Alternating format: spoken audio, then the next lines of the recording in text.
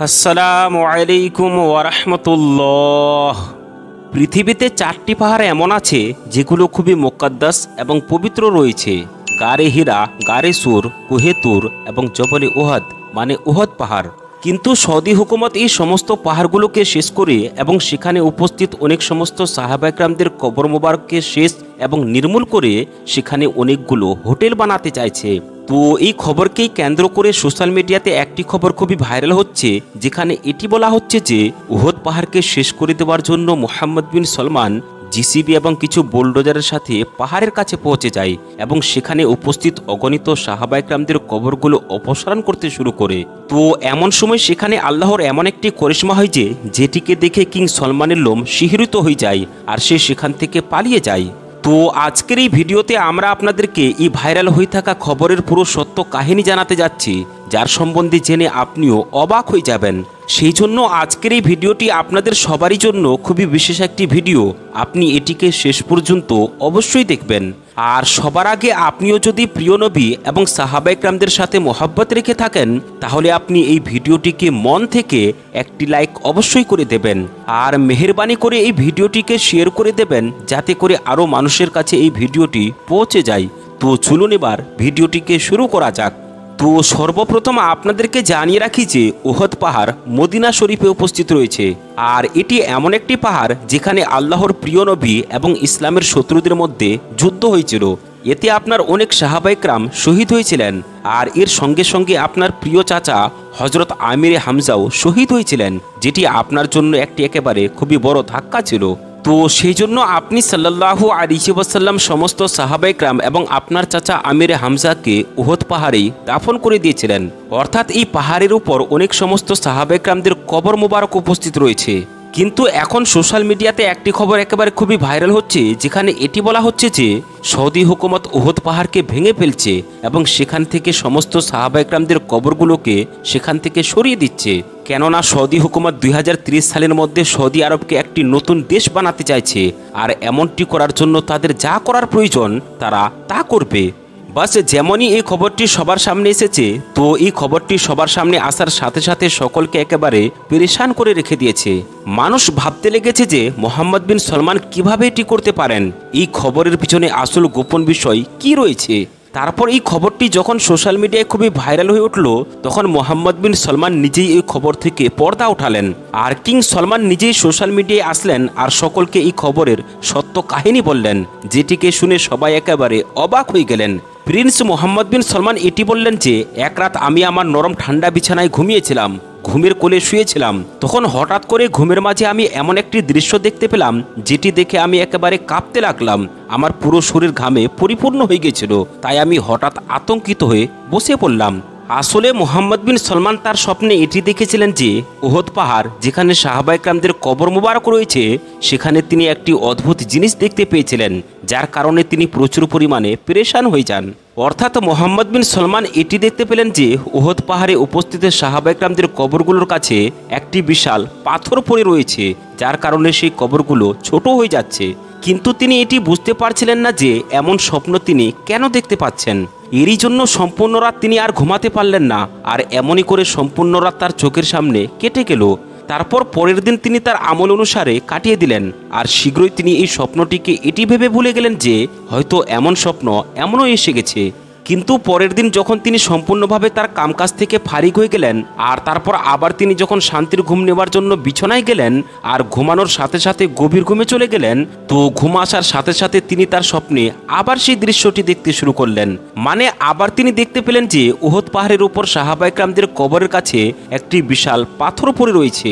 আর সেই পাথরটি এত বিশাল এবং এত ভারী যে যার কারণে সাহাবা একরামদের কবরগুলো ছোট হতে যাচ্ছে। সেই জন্য তাকে সতর্ক করা হচ্ছে যে তিনি যেন সেখানে যান এবং সেই পাথরটিকে সেখান থেকে সরিয়ে দেন। এই স্বপ্নটিকে দেখে কিং সলমান পরের দিন খুবই অস্থির হয়ে যান। আর এবার তিনি এই স্বপ্নটি ভুলতেই পারছিলেন না। কিন্তু এর সাথে সাথে তার কাছে এত সময়ও ছিল না যে তিনি উহদ পাহাড়ে গিয়ে দেখেন যে আসলে সেখানে সমস্যা কি আছে। এরপর পরের রাত কিং সলমানের সাথে এমনই হয়, মানে তিনি সেই স্বপ্নটি আবার দেখতে পান। আর শুধু এটাই নয়, 3-4 দিন পর্যন্ত এমন স্বপ্ন তিনি প্রতিনিয়ত দেখতেই থাকেন।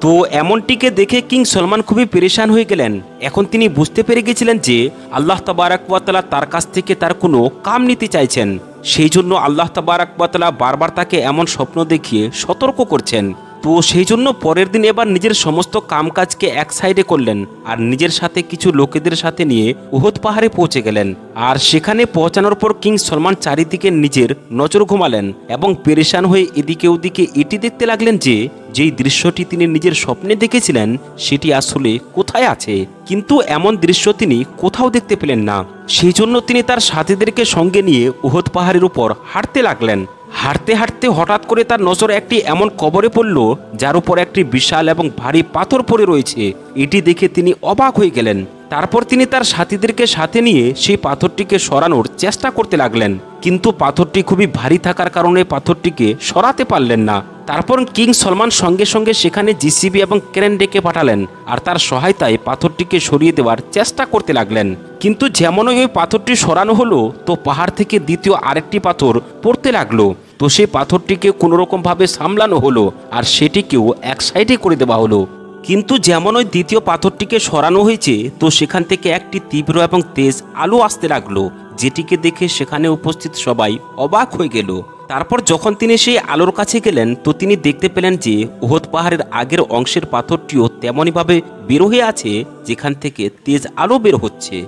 মনে রাখবেন উহুদ পাহাড়ের উপর অনেক সমস্ত সাহাবাইকরাম যারা উহুদ যুদ্ধে শহীদ হয়েছিলেন তাদের কবর মুবারক রয়েছে। সেখানে পাহাড়ের একটি বড় অংশ একজন সাহাবীর কবর মুবারকে পড়ে গেছিল, যার কারণে সেই কবরটি ছোট হয়ে যাচ্ছিল। সেই জন্য আল্লাহ তাবারাক ওয়া তাআলা কিং মুহাম্মদ বিন সলমানকে এই স্বপ্ন দেখেছিলেন যাতে করে কবর থেকে সেই পাথরটিকে সরানো যেতে পারে। কিন্তু যখন তার শত্রুরা মুহাম্মদ বিন সলমানকে উহুদ পাহাড়ে জিসিবি চালাতে দেখতে পেলেন তো তারা এই কথার প্রচার করতে লাগলো যে মুহাম্মদ বিন সলমান উহুদ পাহাড়ে উপস্থিত সাহাবায়ে-কেরামদের কবরকে সরাচ্ছেন, যার কারণে খুব শীঘ্রই আল্লাহর আযাব তার উপর নাজির হবে। কিন্তু তারপর মুহাম্মদ বিন সলমান যখন জানতে পারলেন যে তার শত্রুরা তার সম্বন্ধে এমন এমন কথা বলছে, তখন মুহাম্মদ বিন সলমান সোশ্যাল মিডিয়ার মাধ্যমে এটি বললেন যে আসলে তিনি উহুদ পাহাড়ে উপস্থিত সাহাবায়ে-কেরামদের কবরকে সরাচ্ছেন না, বরং তার সাথে এমন এমন ঘটনা ঘটেছে।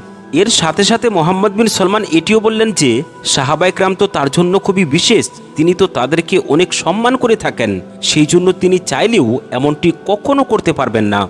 তারপর তিনি পৃথিবীবাসীদেরকে সেই সমস্ত ঘটনা খুলে বললেন যে স্বপ্নে তিনি এমন দৃশ্য দেখতে পেয়েছিলেন যার কারণে তিনি পেরেশান হয়ে উহুদ পাহাড়ে গেলেন আর সেখানে গিয়ে একটি কবরে বিশাল পাথর দেখতে পেলেন। তারপর জিসিবির সাহায্যে সেই পাথরটিকে সেখান থেকে সরানো হয়। এছাড়া সেখানে আর তিনি কিছুই করেননি।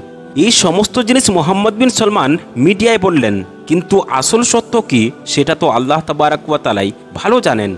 কেননা আমরা যা কিছু নিজের চোখে দেখছি সেটা তো এই যে সৌদি হুকুমত এবং মুহাম্মদ বিন সলমান অনেক সমস্ত কবরস্থানকে মিটিয়ে দিয়েছে যেখানে অনেক সাহাবীদের কবরও ছিল, এতদূর পর্যন্ত যে হযরত মুহাম্মদ সাল্লাল্লাহু আলাইহি ওয়াসাল্লামের মায়ের কবর মুবারককেও এই সৌদি হুকুমত ছাড়েনি। তো চলুন এখন এই উহুদ পাহাড় ইসলামে খাস এবং মুকাদ্দাস কেন সেই সম্বন্ধে জেনে নিই। তো আল্লাহর প্রিয় নবী হযরত মুহাম্মদ সাল্লাল্লাহু আলাইহি ওয়াসাল্লাম উহুদ যুদ্ধ চলাকালীন ওই নিজের সমস্ত সাহাবীদেরকে সতর্ক করে দিয়েছিলেন যে যাই হোক না কেন তোমরা এই উহুদ পাহাড়কে কোনোভাবেই ছাড়বে না, এমনকি যদি আমরা এই যুদ্ধটি জয় করে নিই তবুও ছাড়বে না, আর যদি এই যুদ্ধে হেরে যাই তবুও ছাড়বে না। সমস্ত সাহাবায়ে-কেরামরা আপনার হুকুম মানলেন আর উহুদ পাহাড় ছাড়লেন না। মনে রাখবেন আল্লাহর প্রিয় নবী কখনো কোনো যুদ্ধে হারতেন না, প্রতিটি যুদ্ধেই বিজয় অর্জন করতেন। কেননা আল্লাহ তাবারাক ওয়া তাআলা আপনার উপর একটি আলাদা ধরনের এবং একটি আলাদা ধরনের বিশেষ করম ছিল। এমনকি আপনি যদি সংখ্যায় কমও থাকতেন তবুও আপনি বিজয়ী হতেন, কারণ আল্লাহ তাবারাক ওয়া তাআলা প্রতিটি যুদ্ধে আপনার সহায়ক ছিলেন। এবং এই উহুদ যুদ্ধেও আপনার সাথে এমনই হয়েছিল। এই যুদ্ধে আপনার অনেক সমস্ত সাহাবে-কেরাম শহীদ হয়েছিলেন, কিন্তু তবুও এই যুদ্ধে ইসলামের শত্রুদেরকে পরাজিত করেন এবং বিজয় আপনার মুকদ্দর হয়ে গিয়েছিল। এরপর যখন কিছু সাহাবা-একরাম মালে গনিমত নেবার জন্য উহুদ পাহাড় থেকে নিচে নামলেন আর তারা আল্লাহর প্রিয় নবীর দরবারে হাজির হলেন, তখন তারা আরজ করতে লাগলো, ইয়া রাসূলুল্লাহি সাল্লাল্লাহু আলাইহি ওয়াসাল্লাম, এই যুদ্ধে আমাদের ফালনা ফালনা সাহাবী শহীদ হয়ে গেছেন। আর শুধু এটাই নয়, আপনার প্রিয় চাচা আমিরে হামজাও শহীদ হয়ে গেছেন, তার শরীরকে টুকরো টুকরো করে দেওয়া হয়েছে, আর হিন্দা তার কলিজাকে পর্যন্ত বের করে ফেলেছে। এমনটিকে শোনার পর আল্লাহর প্রিয় নবী হযরত মুহাম্মদ মুস্তাফা সাল্লাল্লাহু আলাইহি ওয়াসাল্লামের চোখে অশ্রু চলে আসলো। তারপর আপনি সাল্লাল্লাহু আলাইহি ওয়াসাল্লাম নিজের মাথা মুবারককে আসমানের দিকে তাকিয়ে বলতে লাগলেন, এ আল্লাহ, আমি তোমার দিনের জন্য সমস্ত কিছুকে কুরবান করে দিয়েছি। এ আল্লাহ, এবার তো আপনি আমার উপর রাজি হয়ে যান।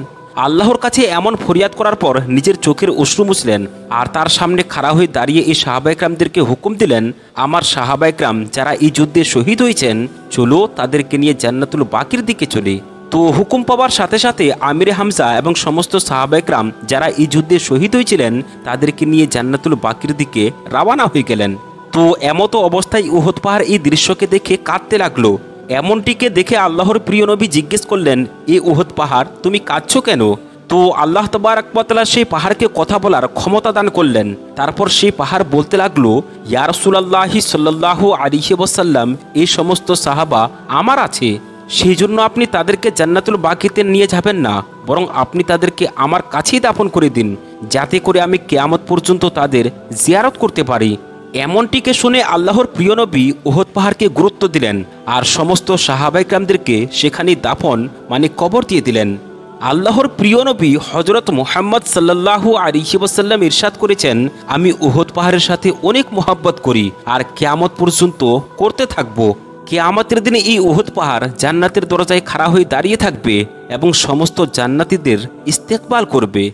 তো বন্ধুরা, আমরা আশা রাখছি যে আজকের এই ভিডিওটি আপনাদেরকে ভালো লেগেছে। যদি ভালো লেগে থাকে তাহলে একটি লাইক করবেন এবং চ্যানেলে যদি আপনি নতুন হয়ে থাকেন তাহলে চ্যানেলটিকে সাবস্ক্রাইব করবেন। আসসালামু আলাইকুম ওয়া রাহমাতুল্লাহি ওয়া বারাকাতুহু।